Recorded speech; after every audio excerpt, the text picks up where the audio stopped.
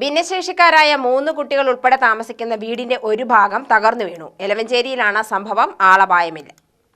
എലവഞ്ചേരി പെരിങ്ങോട്ടുകാവിന് സമീപത്തെ സൗഭാഗ്യവതിയുടെ കോൺക്രീറ്റ് വീടിന്റെ മുൻഭാഗമാണ് വെള്ളിയാഴ്ച രാവിലെ തകർന്നു വീണത്.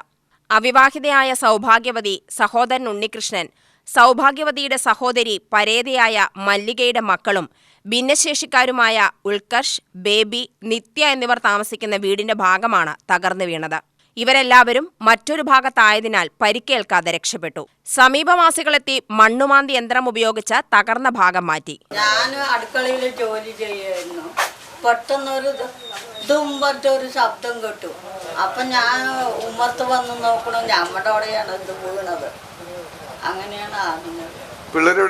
പിള്ളേരൊക്കെ ഉള്ളിലായിരുന്നു. ഇവളെ ബാത്റൂമിൽ കൊണ്ടുപോയി മേല് കഴിക്കാൻ കൊണ്ടുപോയി. ഇവൻ കുളിച്ചു കഴിഞ്ഞു ഉള്ളിൽ ബെഡ്റൂമിലിരിക്കുകയായിരുന്നു ആഹാരം കഴിച്ചു കഴിഞ്ഞിട്ട്.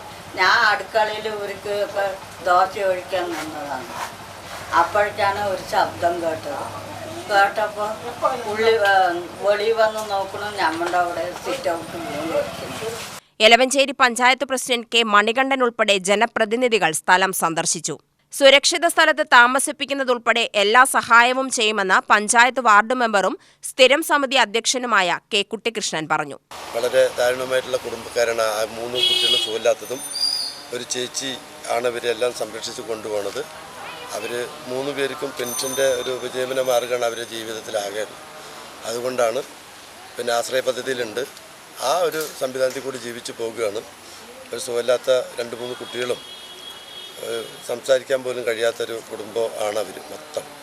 അതിൻ്റെ ഫ്രണ്ട് പറയുമ്പോഴുന്ന് പ്രാദേശികവാസികൾ ആദ്യം വിളിക്കുകയും പഞ്ചായത്ത് വന്നു, വില്ലേജ് ഓഫീസർ അപ്പം തന്നെ വന്നു, പിന്നെ പഞ്ചായത്തിൻ്റെ പ്രസിഡന്റ് വന്നു, വന്നു, എല്ലാവരും വന്നു. ഇവിടുത്തെ പുരോഗമന പ്രസ്ഥാനത്തിൻ്റെ നേതാക്കളാണ് ഇതിൻ്റെ ഭാഗം പൊളിക്കാനും എടുക്കാനും മാറ്റാനും JCB ഉൾപ്പെടെയുള്ള അവർക്ക് ഇന്നത്തെ താമസത്തിൻ്റെ സൗകര്യം തൊട്ടടുത്ത വീട്ടിൽ ഒരുക്കി കൊടുത്തിട്ടുണ്ട്.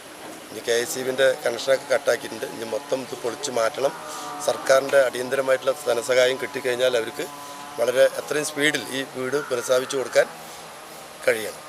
UTV news, Palakkad.